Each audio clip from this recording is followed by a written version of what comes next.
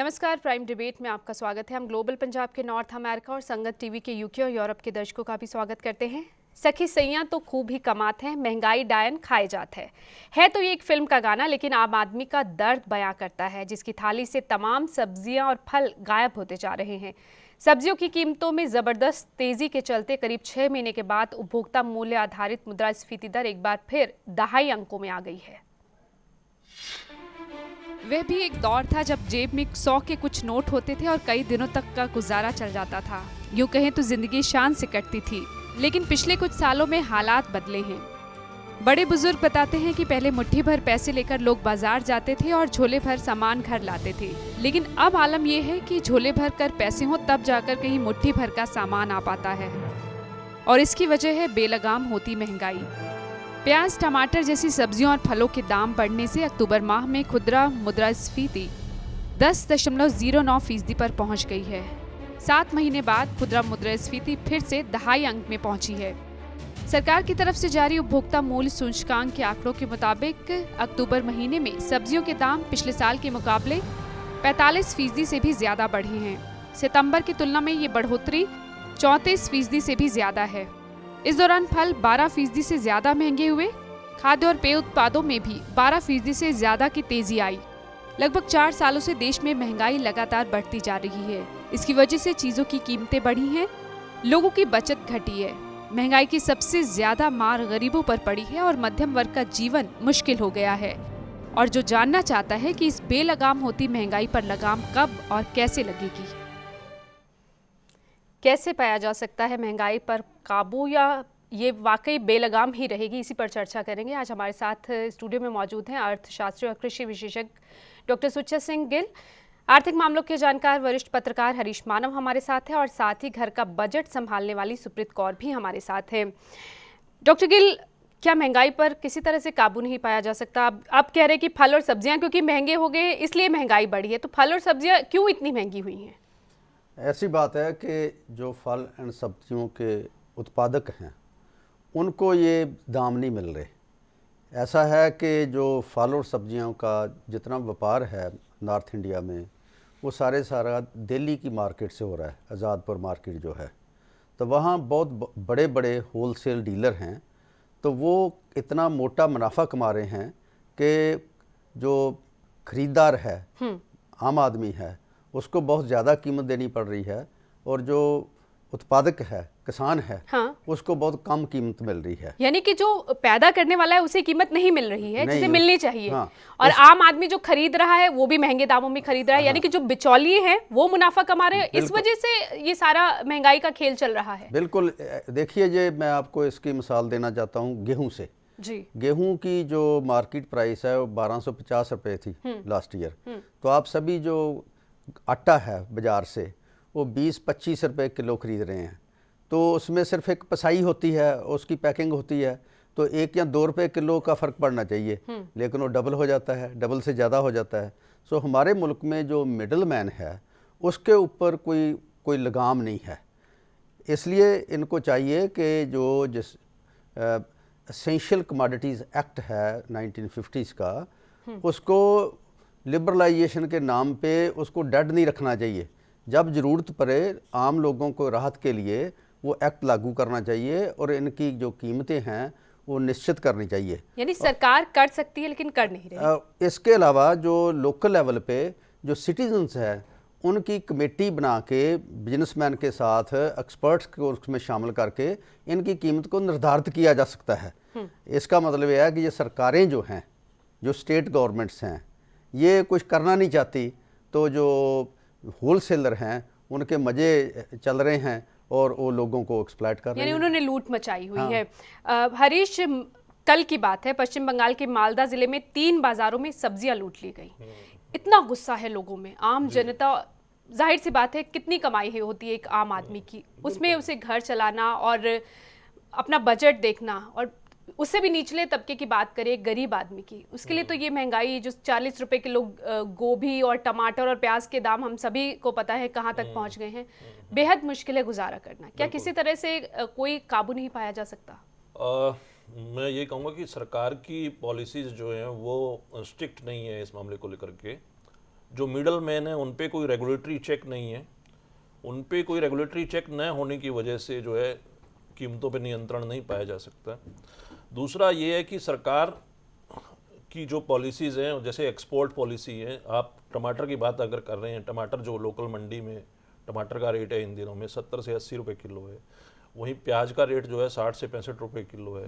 100 तक पहुंच चुका था बीच में। टमाटर का अभी भी जो है एक्सपोर्ट किया जा रहा है पाकिस्तान को, प्याज का भी एक्सपोर्ट होता रहा है। तो जब तक गवर्नमेंट की पॉलिसीज सही नहीं होंगी तब तक जो है इन्फ्लेशन को कंट्रोल करना बड़ा मुश्किल होगा। यानी कि आर्थिक नीतियों की मदद से इस पर काबू पाया जा सकता है। सुप्रीम किस तरह से चला रही है घर का बजट इन दिनों में? पिछले सालों के मुकाबले अगर बात करें, ये साल क्या मुश्किल भरा है? बहुत मुश्किल भरा है। इनफैक्ट देखा जाए तो अगर महंगाई का सबसे ज़्यादा प्रैक्टिकली असर पड़ता है तो वो एक गृहिणी पर ही पड़ता है। जो उसका बैठे बिठाए उसका तो इनकम आधी हो गई, इनकम उतनी ही है बट फाइनली जो उसके हाथ में आ रहा है दैट इज़ ऑलमोस्ट 50% डाउन। तो उस हिसाब से उस थोड़ी इनकम में घर चलाना वाकई बहुत मुश्किल है। जो सब्ज़ी उसे हफ्ते की या महीने की सब्ज़ी वो 2000 या 4000 में ले रही थी, आज इस वक्त उसका रेट डबल हो गया है। तो आप खुद ही अंदाज़ा लगा सकते हैं इससे कि कहाँ हालात पहुँच गए हैं। डॉक्टर गिल, क्या इस मुसीबत को लेकर, महंगाई को लेकर लोग सड़कों पर नहीं उतरते? सिर्फ ये है कि राजनीतिक दल कुछ वक्त के लिए प्रदर्शन करते हैं, लेकिन जो गुस्सा आम आदमी में है लेकिन वो दिखता नहीं है। क्या उस वजह से सरकार ढीली पड़ी हुई है? उसके लिए भी क्या कोई आंदोलन होगा तब जाकर सरकार कुछ नीतियां बनाएगी? ऐसा है कि जब लोग सो जाते हैं तो सरकार जो कुंभकर्णी नींद पे सो जाती है। तो इसलिए सरकार को जगाने के लिए आंदोलनों की ज़रूरत लगातार रहती है। पिछले समय में, पिछले 20 साल में एक बात जो हुई है कि ये जो आम लोगों की जथेबंदियां थी वो वीकन हुई हैं। किसान जथेबंदियां लगभग ख़त्म हो गई हैं। 80s में बहुत पावरफुल किसानों की मूवमेंट थी और ट्रेड यूनियन मूवमेंट भी लगभग ख़त्म हो गई है। इन पर भी तो सियासत हावी हो चुकी है इन दिनों। सियासत के अलावा जो बहुत सारे पॉलिटिकल पार्टीज़ हैं उनका जो एजेंडा है वो कारपोरेट सेक्टर के फेवर में है। आम आदमी को छोड़ दिया। तो आम आदमी अगर जथेबंद नहीं है तो गुस्सा कैसे एक्सप्रेस करे? अगर इकट्ठा होगा, डेमोन्स्ट्रेशन करेगा तो लोग, सरकार को भी पता चलेगा कि ऐसी बात हो रही है। और ये जो मालदा में, पश्चिम बंगाल के मालदा में घटना हुई है कि सब्जियां लूट ली गई बाजारों से, ये आपको नहीं लगता खतरनाक संकेत है? नहीं, ये अगर कोई जो एक डेमोक्रेटिक एक्सप्रेशन नहीं होता लोगों के गुस्से का, तो उसका एक्सप्रेशन बड़े खतरनाक तरीके से होता है। वो इंडिविजुअल वायलेंस पे होता है। घर पे झगड़ा होगा, मियाँ बीवी में झगड़ा होगा, सब्जी नहीं आएगी तो लड़ाई होगी। इसी तरह समाज में जब ये एक्सप्रेशन का मोड ख़त्म हो जाते हैं या कम हो जाते हैं तो वायलेंस में कन्वर्ट होते हैं। तो इसलिए मुझे को लगता है कि इस मुल्क की जो सामाजिक स्थिति है, हेल्थ है, उसको बचाने के लिए ज़रूरी है कि लोग जगह जगह जथेबंद हों और अपनी जो प्रेफरेंस है उसको जाहिर करें और जहां उनको गुस्सा है उसको जाहिर करें, और ताकि सरकार के ऊपर दबाव बनाया जा सके। हमारे सामने ये हो रहा है कि लोग जो हैं, उन जो प्रोड्यूसर हैं उनको बहुत कम मिल रहा है। और कितना दूध है, जैसे दूध की एग्जांपल ले सकते हैं कि जो पंजाब में वेरका वाले हैं वो दूध का पर लीटर 20 रुपीज़ पर केजी पे कर रहे हैं, लेकिन वो उसमें से क्रीम निकाल लेते हैं, घी बना लेते हैं, उसके बाद पनीर बनाते हैं। तो उसके बाद जो छाछ बचती है उसको 20-30 रुपए लीटर के हिसाब से बेच रहे हैं। लेकिन इसकी कोई लॉजिक क्या है कि जो प्रोड्यूसर है उसको आप इंसेंटिव प्राइस दें, ठीक तरह की प्राइस दें, वो ज़्यादा उत्पादन भी करेगा और लोगों को जो है कम मुनाफा रख के उसके जो प्रोडक्ट हैं बेची जाएं, तो ये सब ठीक हो सकता है। तो इसलिए मैं समझता हूँ कि जो सरकार का अवेसलापन है वो समझते हैं कि इन लोगों को लूटने दो, आम लोगों को। क्योंकि जो फंडिंग भी वो ऐसे ही लोग करते हैं ना पॉलिटिकल पार्टीज की, जिनके पास पैसा है। सरकार ही संजीदा नहीं दिखती है। हरीश, कृषि की बात कर रहे थे, डॉक्टर गिल भी बात कर रहे थे कि कृषि किसान उगाता है लेकिन उसको उचित दाम नहीं मिलता। क्या इस वजह से भी काफी फर्क पड़ा है कि किसानी से, खेती करने से लोगों ने मुंह मोड़ा है, उसकी वजह से भी क्या कुछ असर पड़ा है? बिल्कुल बिल्कुल, प्रोडक्टिविटी पे इसका इम्पैक्ट ज़रूर देखने को आया है। किसान भरपूर मेहनत करता है पर उसको प्रॉपर प्राइस नहीं मिलता, तो उसकी भी एक बड़ी वजह है कि बहुत सारे किसानों ने डाइवर्सिफिकेशन किया है या ट्रेडिंग में आ गए हैं या शहरों में पलायन कर रहे हैं, या उनकी जो जनरेशन है वो खेती नहीं करना चाहती, वो कुछ और धंधे करना चाहती है। उसकी वजह यही है कि उनको प्राइसेस सही नहीं मिल पा रहे हैं। बीच के जो बिचौलिए हैं जिन पे सरकार को नियंत्रण लगाना चाहिए, जिस पे रेगुलेटरी चेक सरकार का होना चाहिए, वैसा चेक नहीं है। उसका असर महंगाई पर उसका पूरा असर महंगाई पे। यानी कि अगर एक किसान को सही कई बार प्राकृतिक आपदा का सामना करना पड़ता है, कई और तरह की मुसीबतें हैं जिसकी वजह से किसान जो है वो खेती से मुंह मोड़ता है। अगर सरकार कुछ ऐसी नीतियां बनाए जिसमें किसानों को प्रोत्साहन मिले तो लगता है फर्क पड़ सकता है।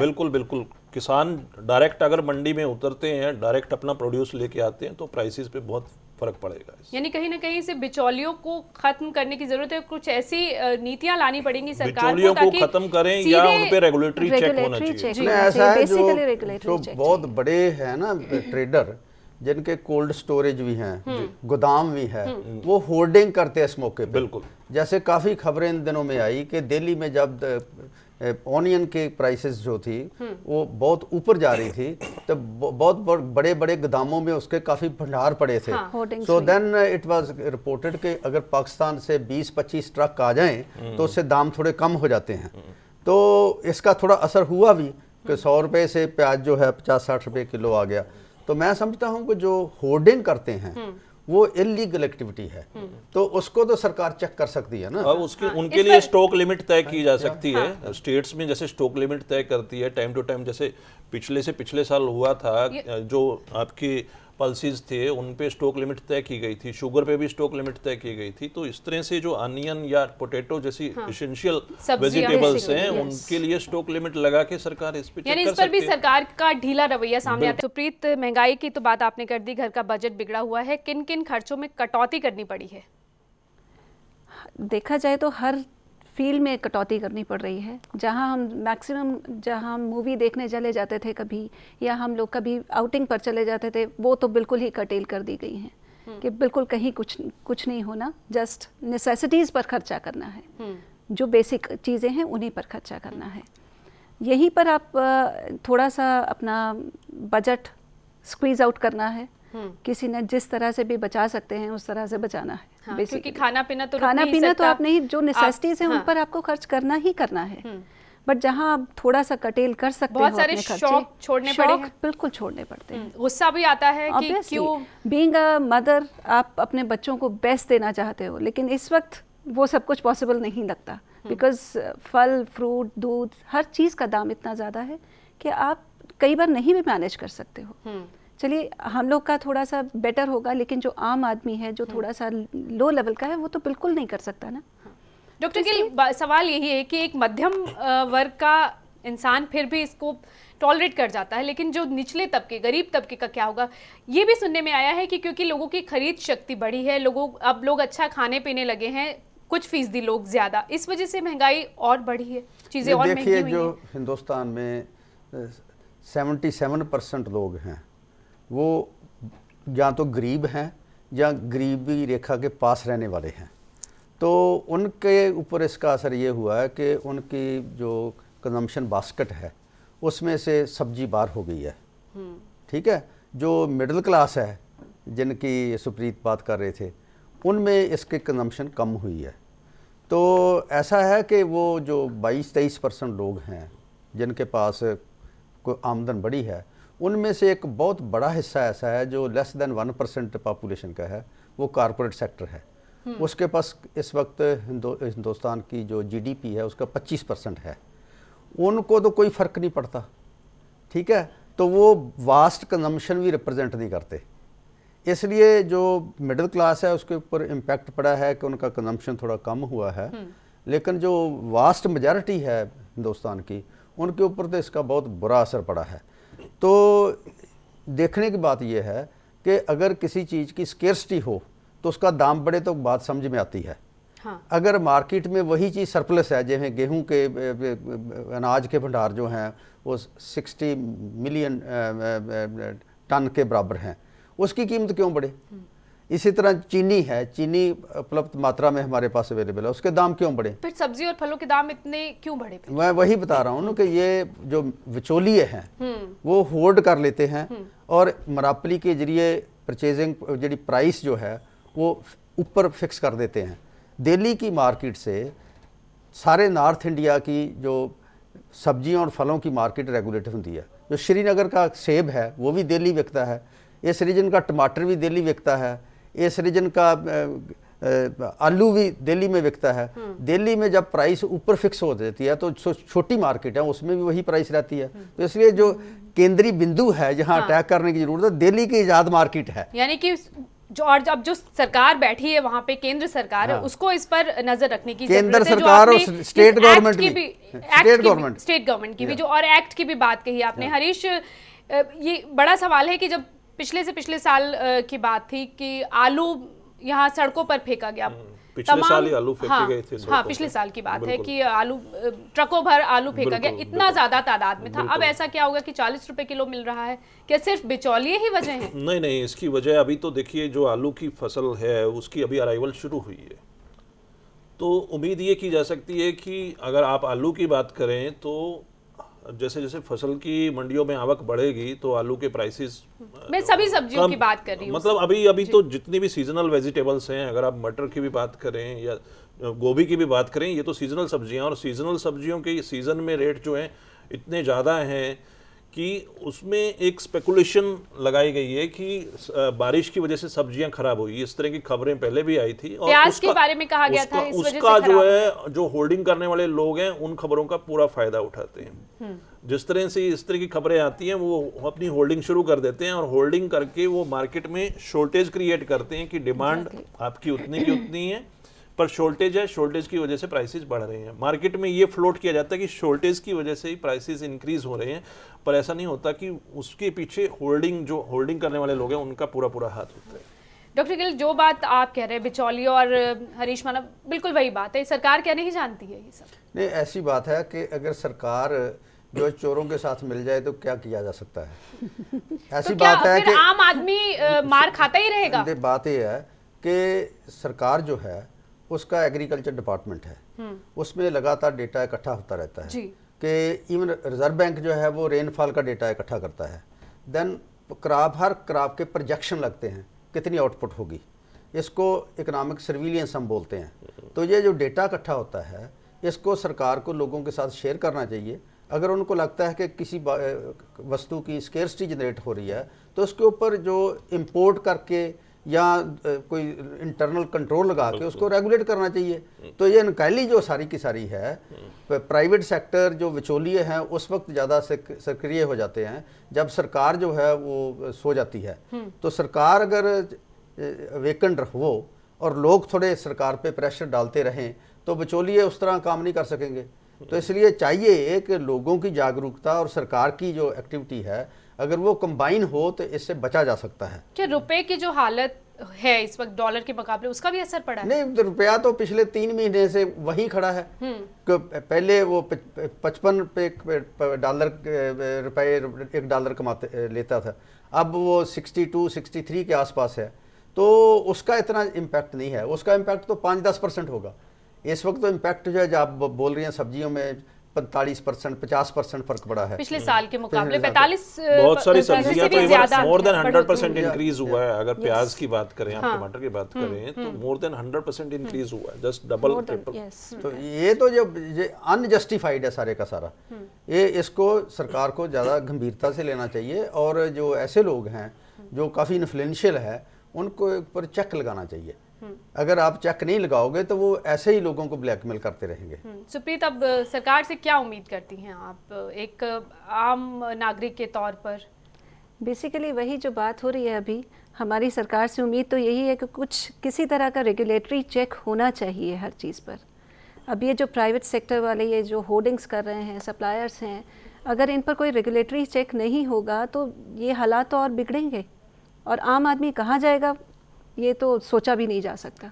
हरीश, क्या कोई आवाज़ नहीं उठाई जाती कि पता है जब आप लोग बात कर रहे हैं, जानकार मानते हैं कि इसके पीछे नीतियां हैं, तो जी। क्यों नहीं इस पर काम होता?